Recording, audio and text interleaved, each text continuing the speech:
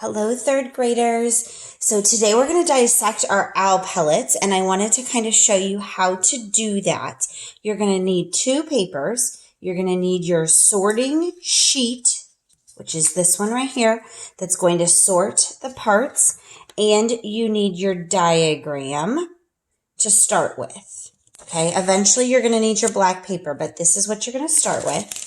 You are going to want to make sure that you are in a space that you have enough room to move, and you want to make sure that you don't have a fan blowing on you. So as we talked about in our lesson, owl pellets are the basically regurgitation of the things that the owl cannot digest. So you're going to see when we open this, it's going to have feathers, it's going to have bone fragments in it of whatever animal it was the owl ate. And the larger the owl, the larger the pellet. So you're going to take your owl pellet out of your foil. And if you want to, you can put it on a paper towel or you can lay it back on your plastic bag. And you are just going to use your tools. You've got a flat end to kind of pull apart and you have a poker. And you're just going to kind of pull apart and break into your owl pellet. And it's going to take time. And you're going to pull out your bones. Once you kind of broken into it and got started, you're going to see it gets much easier. So you're just going to slowly pull it apart. And I can already see in mine, here's a bone that's coming out.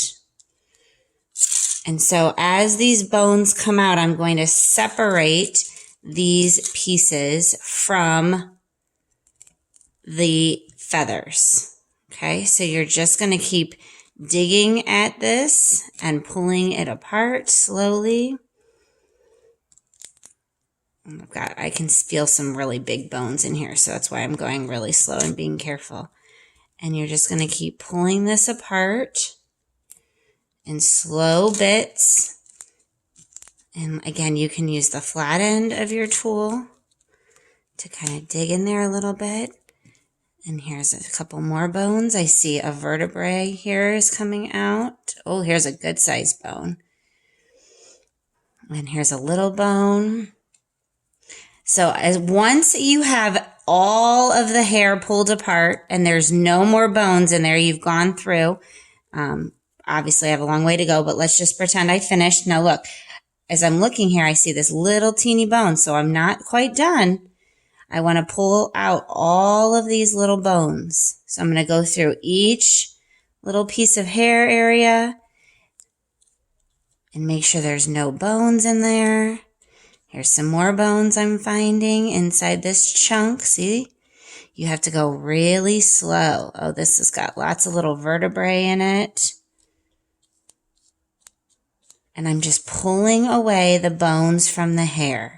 Now, when you're doing this, you want to make sure you don't touch your face. You know, this is from the owl. This is real. This happened.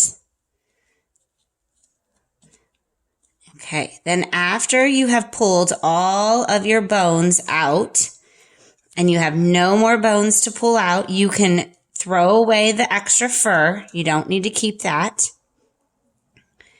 And wash your hands. And then you're going to take your bones and you're going to lay them out on your sorting sheet. So I'm going to look here and I knew I have some vertebrae here. I can even see the backbone. So I'm going to lay them down here in the vertebrae section. I have another like little looking bone here. It could be a back leg.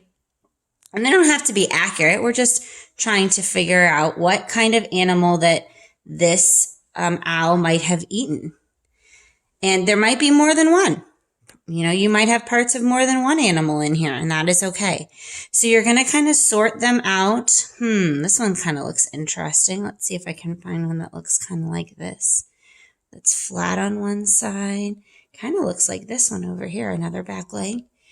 So once all your bones are laid out, you're going to pick the animal that has the most components to it. And you will put them back together in a skeleton form like the one on the top.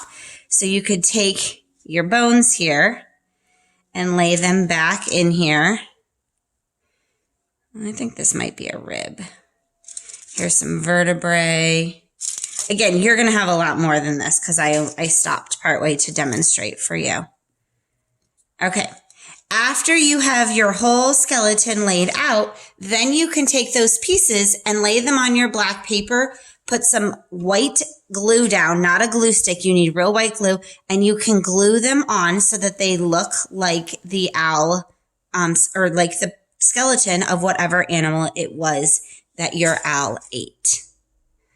All right, so I will continue to explain this while we do it whole group, but I wanted to give you a demonstration so you would be able to see how to dissect your owl pellet appropriately.